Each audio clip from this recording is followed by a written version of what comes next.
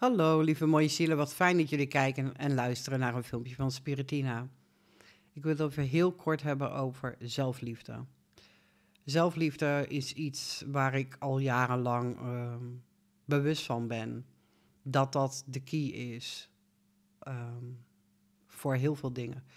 En ik ben daar ook mee bezig geweest bij mezelf. En ik heb ook dingen geheeld. Zeker om mijn zelfliefde, zo naar 100% te krijgen, om maar zo te zeggen. En ik ben nu al jaren verder en ik ben momenteel heel erg een bepaald persoon aan het volgen met bijzondere informatie, spirituele informatie. En ik vind hem heel fascinerend. En ik resoneer met heel veel dingen wat hij zegt. En ik kwam op een gegeven moment vandaag een clip tegen, een stukje uit een van zijn, ik weet niet hoe je het moet noemen, maar hij channelt een being, zeg maar. En mensen mogen vragen stellen uit het publiek. En ik zag een clip daaruit dat een mevrouw hem een vraag stelde. En hij reageert dan terug. Hij beantwoordt de vraag. En terwijl ik dat aan het luisteren ben, en dat ging eigenlijk over zelfliefde. En terwijl ik dat aan het luisteren ben, voel ik verdriet omhoog komen. Ik zat zo te janken. En toen dacht ik, wat de fuck is dit? En toen dacht ik, oké, er is dus blijkbaar nog een stukje in mij wat dit raakt, hè? Dus als het mij raakt en het doet iets met mij, dan zit er nog een stukje wat nog niet helemaal geheeld is. Want anders zou het mij niks doen. Snap je wat ik bedoel? En toen dacht ik, wauw, oké, ik word even geconfronteerd met, je bent nog niet helemaal daar waar je wil zijn, ook al heb je er veel aan gedaan, maar er zit nog een stukje. Kijk daar nog eens even naar, ga dat proberen nog te helen. En dat realiseerde ik mij net ineens. Toen dacht ik, oké, ik dacht dat ik toch wel heel erg van mezelf hield nu. Genoeg in ieder geval. Maar dan blijkt toch niet 100%. Dus er zit nog een stukje. Nou, daar ben ik natuurlijk heel dankbaar voor. Maar ik wilde dit stukje jullie niet onthouden. Ik vind het een belangrijk iets wat hij zegt en hoe hij het ook uitlegt. Dat raakte mij heel erg. En toen dacht ik, wauw, ja. Ik snap het. En ik vond het zo mooi dat ik dit aan jullie wil meegeven. Ik laat nu een stukje zien van een mevrouw die een vraag aan hem stelt, waar hij aan het channelen is, over zelfliefde. Ga maar luisteren. En ik wens jullie vanuit hier heel veel liefde en heel veel licht. Namaste. That was the overwhelming feeling that I had, is I never feel like I can trust the things that I'm thinking about. All right. One moment. Don't go any further. Okay. So, what are you using your trust for? I think just getting through the day, man. Like, just making stuff happen. All right. Yeah. Remember, you're always trusting something. Yeah. It's not about not trusting. You're always trusting something. So the question is, what are you trusting? And why? Yeah. Why are you putting your trust in something you don't prefer as opposed to something you do?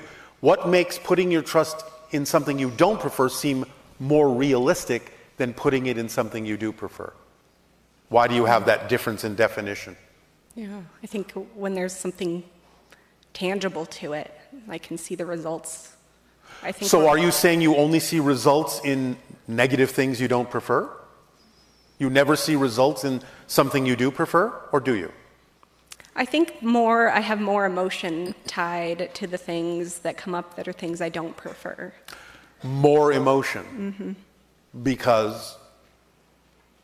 I don't know. I think it's always easier to probably dwell on the negative rather than... Is it easier to be someone you're not? In like a self-loathing kind of way, maybe. Oh, yeah, all right. Why do you loathe yourself? I don't know. Why do you deserve to loathe yourself? Did you say it's safer? I said it's getting deep. It's getting It's getting a little uncomfortable for me. That's a good thing. Yeah. Because it means you're reaching down to where you need to find the answers. That's okay. Unless you want to stop this, it's up to you. No, I think it's good. All right. Then we can continue. Okay. So, what do you loathe about yourself? I mean, if you're going to loathe yourself, go for it. Don't do anything halfway. I don't think I do. really suck. Yeah. Now, whoa. Okay. Do you really suck? Or is it something less than that? I think it's something less than that. Oh, all right. So we're making progress. Yeah. You don't completely loathe yourself. You just loathe yourself a little bit here and there, now and then. In certain ways at certain times. Yes? Yes. Yeah. About what specifically? Can you name one example where you loathe yourself in a situation in life? I think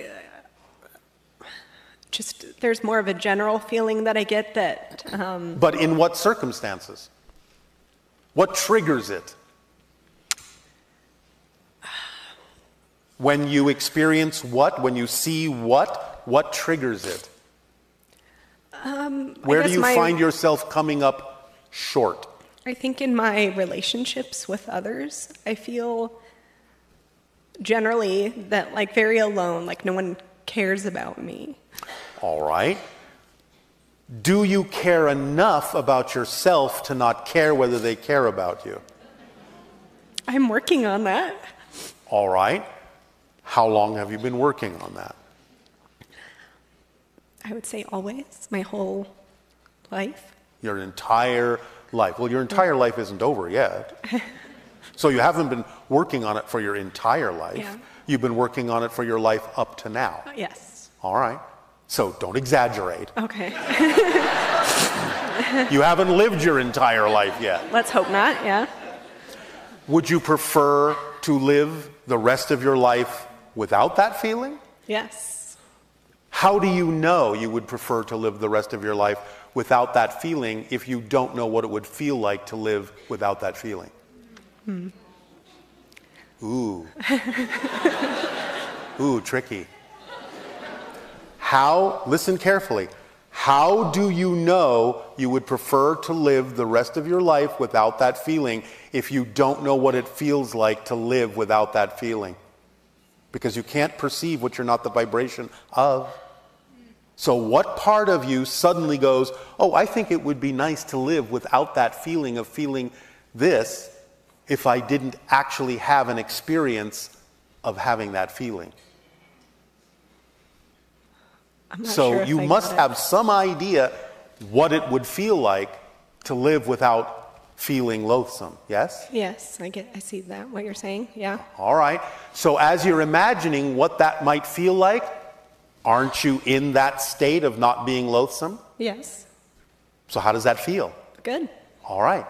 Would you like to continue to generate that feeling? Yes, absolutely. What stops you from doing so?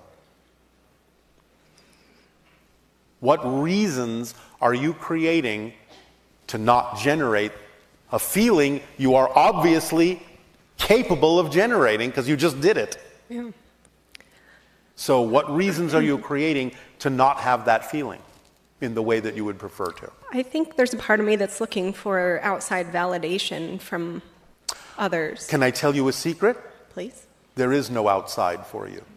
Everything you're experiencing in your universe is you. So you're only looking for validation from yourself. Yes, there are other beings, as we said before, but you're only experiencing your version of them.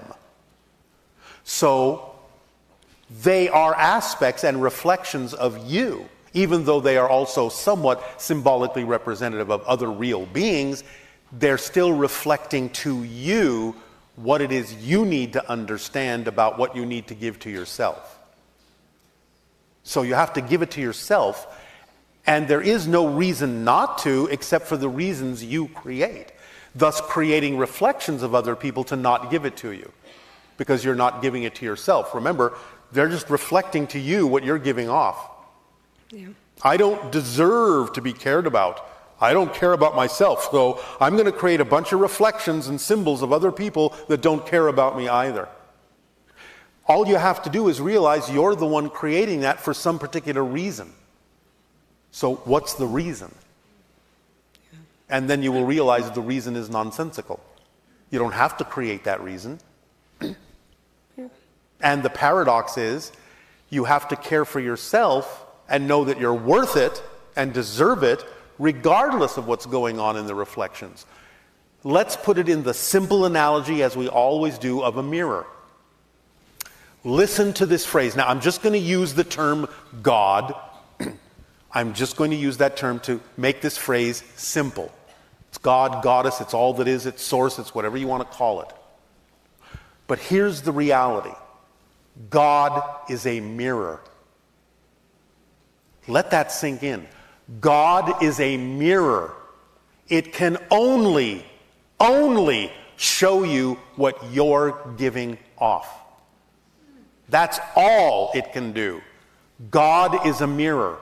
If you're frowning, you can only see a frown on the reflection in the mirror. That's all that can come back to you. It cannot smile before you do. But the mirror doesn't have a choice of its own. It doesn't care what you look like on your face. It will dutifully reflect whatever you give off, whatever expression you have. So if you're seeing a frown in the reflection in the mirror, and you would prefer to smile, the reflection isn't stopping you from smiling. You have to decide to smile. Then the mirror has no choice but to smile back, because it doesn't have a contradictory opinion. It's just a mirror. It doesn't say, oh, you shouldn't smile now. Don't smile at me. It says, oh, you're smiling. Here you go. God is a mirror. That's it. That's the ultimate guiding principle, because it's giving you literally what you're giving off to guide you. Because if you don't prefer the reflection, change it. There is nothing to stop you from changing it. The control is in your hands. Totally, utterly in your hands. You're in charge. So why not feel deserving? The reflection doesn't care. Being a being that is deserving can be just as real, because it's all within the reflection. Is this making some sense? It definitely is. Is it helping? It is. Would you say that taking an approach of like fake it till you make it is something that's fitting? You can use the general idea, the general concept behind that principle, but it's not really about faking it. It's about knowing that while you're faking it, what you're actually doing is practicing what can actually become true for you. So it can't just be that you're faking it. It has to be that you are mocking it up until you understand that there's no reason to pretend that it is actually your reality. But you have to realize that internally before you will experience it externally. Does that make sense? It does. So when you're looking in a mirror, how do you fake a smile? It's not a very good one. Exactly. Yeah.